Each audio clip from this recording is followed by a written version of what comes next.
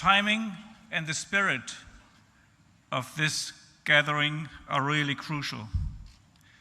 COP27 is just a few weeks ahead of us. This will be the implementation COP. The implementation COP. We have had too many announcements and talking events. Now is the implementation COP, and there are huge expectations.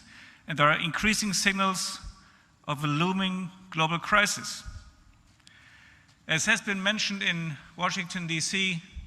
during the annual meetings of the World Bank and the International Monetary Fund by Larry Summers, while, and I quote, "We have the most complex, diverse, cross-functional challenges, the fire department is still at the station." So it is our responsibility and opportunity to act now, to walk the talk when it comes to climate action and sustainable development goals, to tackle today's compounded challenges, and to show that the public development banks of the Department of Fire is already on the case. Our governments, our shareholders are under huge pressure. And we all know that in situations like the one we are experiencing today, investment suffers first. Forward-looking initiatives suffer, and more than anything else, people suffer, and multilateralism suffers as well.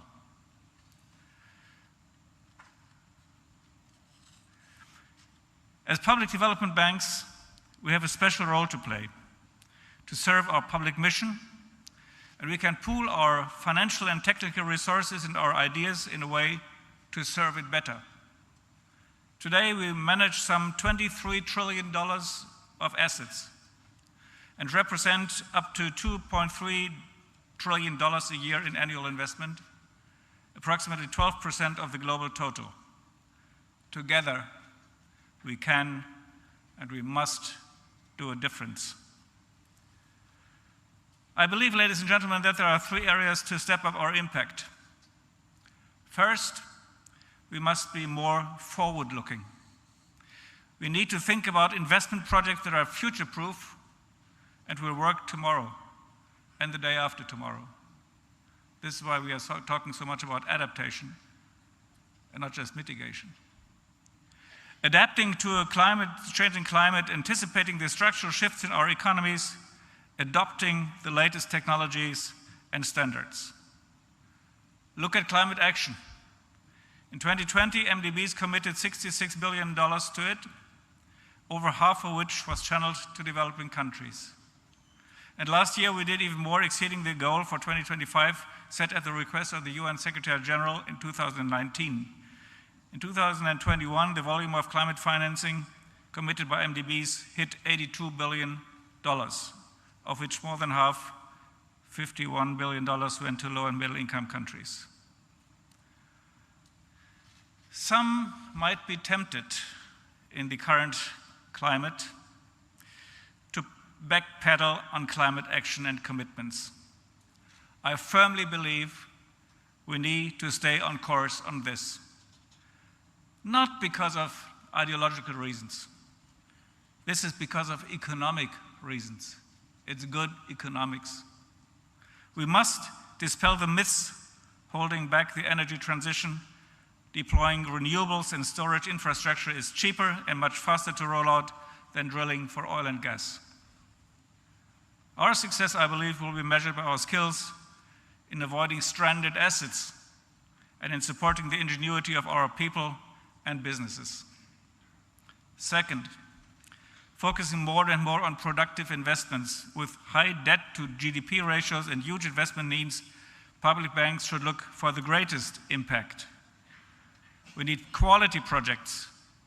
We need to apply smart economics, like investing in women and investing sectors like renewable that create jobs and serve multiple policy objectives. As policy institutions, as public institutions, we need to go the extra mile in thinking how to generate more value and make our value proposition attractive for private investors crowding them in. We need their creativity their risk-taking attitude, and their financial firepower. Third, and this is linked to both my previous points, we need global solutions and initiatives. We cannot afford that measures and projects in one country come at the detriment of others, whether this is about energy, vaccines, or food. We need global schemes that protect the most vulnerable while serving common objectives. For all this to happen, we need this new, strong partnership model forged on trust and respect. And respect begins with knowing and listening to each other. I can ensure that the European Investment Bank and our development arm, EIB Global, are listening and eager to learn and share. And we are ready to be within Team Europe and in closest cooperation and alignment with our friends in the European Commission, functional for strong strategic partnerships between the African Union and the European Union in climate and energy. Ladies and gentlemen, we are here in Abidjan to walk the talk. Let's be pragmatic and ambitious. Let's bring our best people together for the identification, design, and financing of the multitude of projects that we will need to make collectively an impact. And as a collective, I hope that this summit will keep on growing as a platform of doers. Thank you very much for your kind attention.